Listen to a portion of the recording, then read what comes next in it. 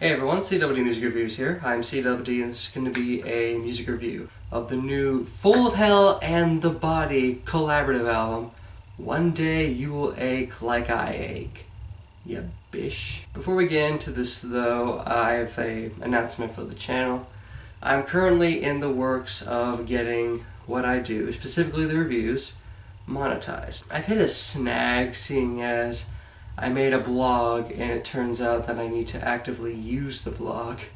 I know I'm an idiot in order to receive revenue from ads and all that, so that's currently in the works. So with that being said, I now have a blog, cwdmusicreviews.com. I'll leave that in the description box. That's exclusively going to be written reviews or maybe just some thoughts I have about music or updates about the channel, but you can check out updates on my Facebook page and Twitter account, which I rarely use, which I'll also leave linked in the D-box. So by default, this review is going to be scripted. Full of Hell are a Maryland grindcore power violence quartet fronted by Mr. Dylan Walker, and The Body are this experimental metal duo from Portland, Oregon. I've been kind of appreciative of both acts. I've been recently trying to get myself into them. Especially Full of Hell had this album a couple of years ago called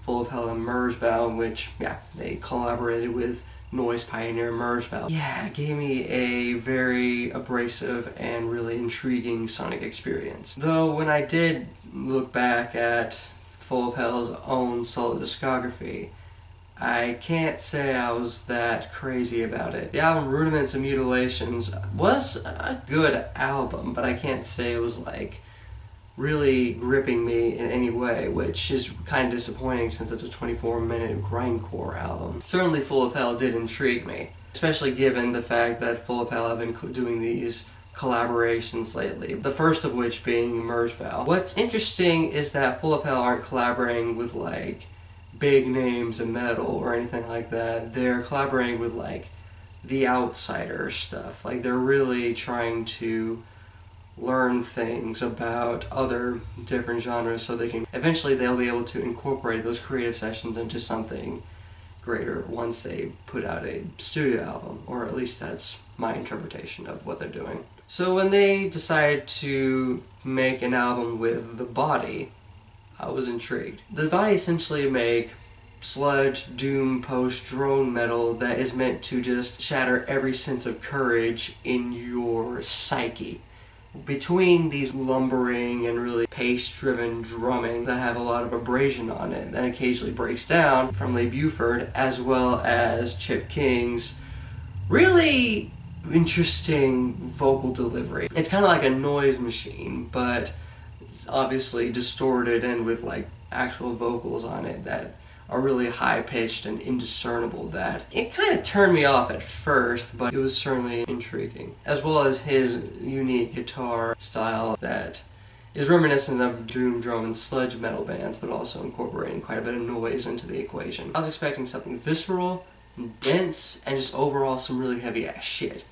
Did I get this? I certainly did, but I can't say that for the most part, or at least a good portion of the time, they expand upon something beyond just a creative session.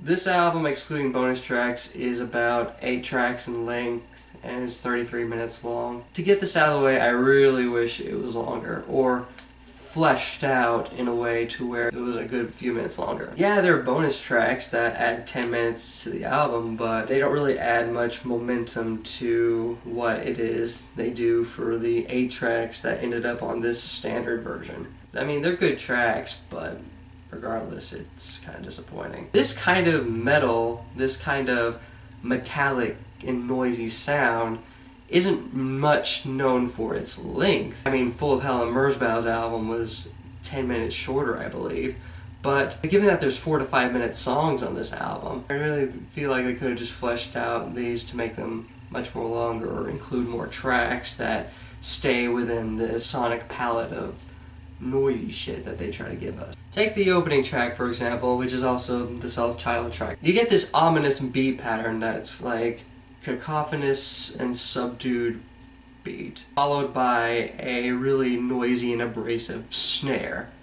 And this really adds a lot of tension, gives you this feeling of, oh, what are they going to do? What are they going to do? And when they actually do something, this erupts into this really nice noisecore jam that I enjoy a lot. It's like you're in this cave, and once you go deeper into the cave, all of a sudden all of the bats come out and everything just goes into disarray. Then eventually this beat pattern comes back, but this is then coupled with some like kind of sludgy and doomish guitar and bass chords that I like a lot. And this guides really well into the next track, Fleshworks. I wouldn't have been able to tell that this went from track 1 to track 2 if I wasn't looking at my iPod or the media device I'm using. This isn't until the drums really pick up on this track. You get the sample of, like, I guess, interviews from like these two people that talk about how much they want to commit suicide, but they've tried so many times and somehow they fail. I'm not 100% sure how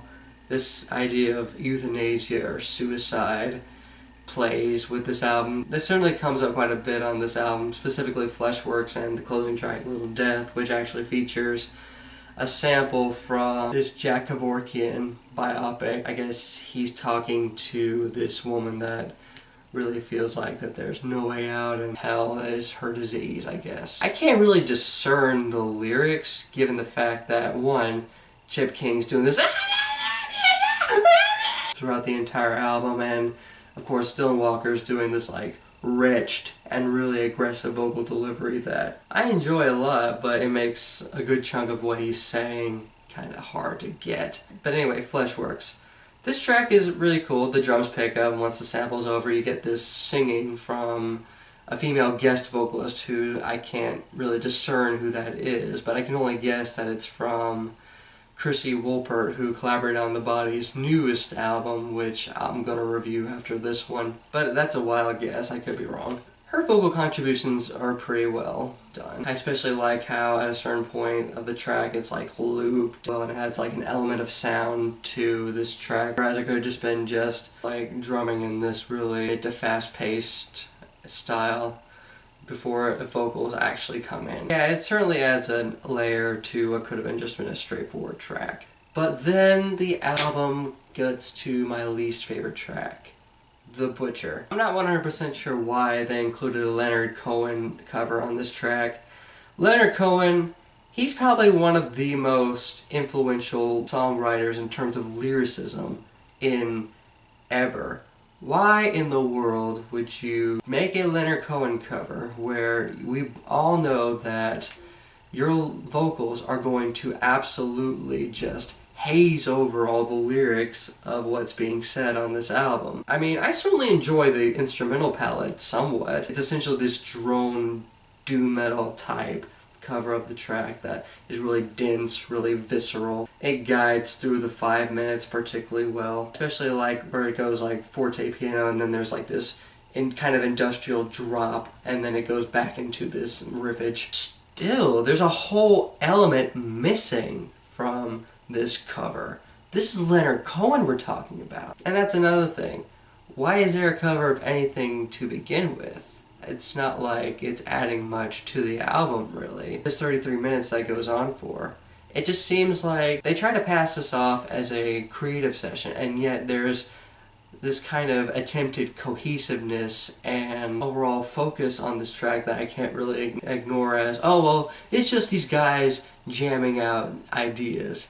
And they certainly do jam out ideas, and for the most part, these ideas are really good.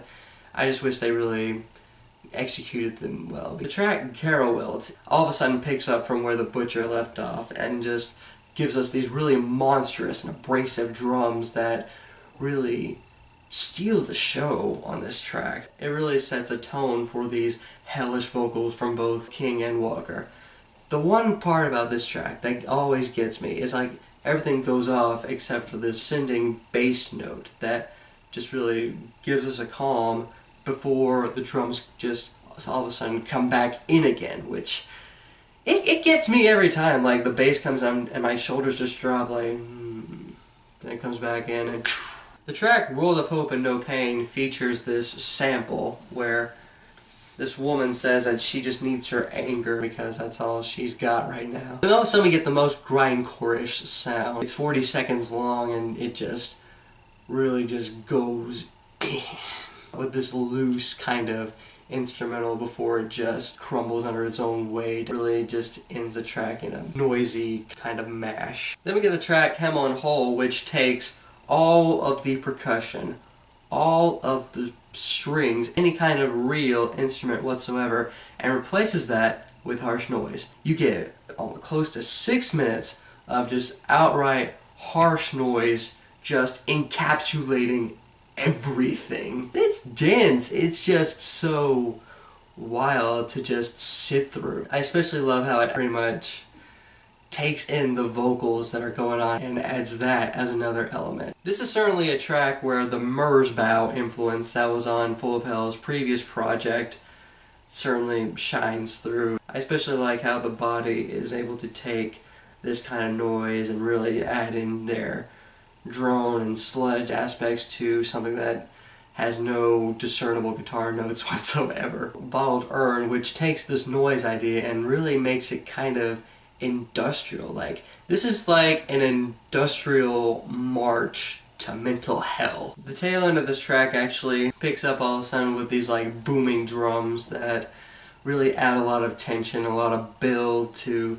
this particular track that I enjoy a lot as it glides into the closing track of this album, The Little Death, which I think is my favorite track on the album. It is so wild. The first like minute and a half of this track is just driving grindcore and power violence-ish noise metal as it works its way into essentially this really visceral and really doom metal-ish sound that couples a lot of noise into it that it certainly ends the album particularly well. Like, you are fastly falling into this well, into the underworld, and the first crash is you hitting rock bottom, and then the next one is a body landing on you, and then another body landing on you. Or maybe a pile of dirt laying on you as you've fallen into your own grave, I guess. So, that being said, there's no bad track on this album per se. It's just that I wish more of them were fleshed out better. There was a lot more variation and looseness with all these tracks.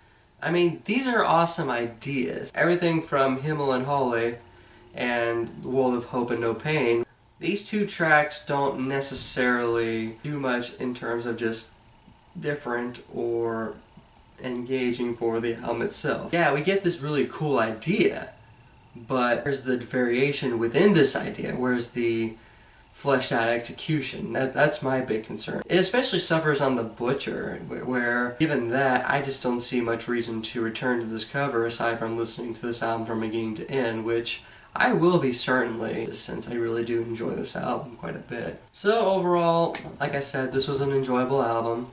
I do recommend this to a lot of people that enjoy overall heavy shit. People that are big fans of Full of Hell and The Body already are definitely going to enjoy this, and like me, look forward to where both acts are going to go next. However, I think the brevity of this album and like the lack of variation and progressiveness within a good bit of the tracks on this album really kind of hinder enjoyment for this album as a whole. This isn't to say that it suffers too much for it, but it certainly makes it stray just a bit short from being a great album, or at least for me anyway. I'm definitely intrigued with where they're going to go next, especially Full of Hell, since these creative sessions are certainly benefiting them in the long run.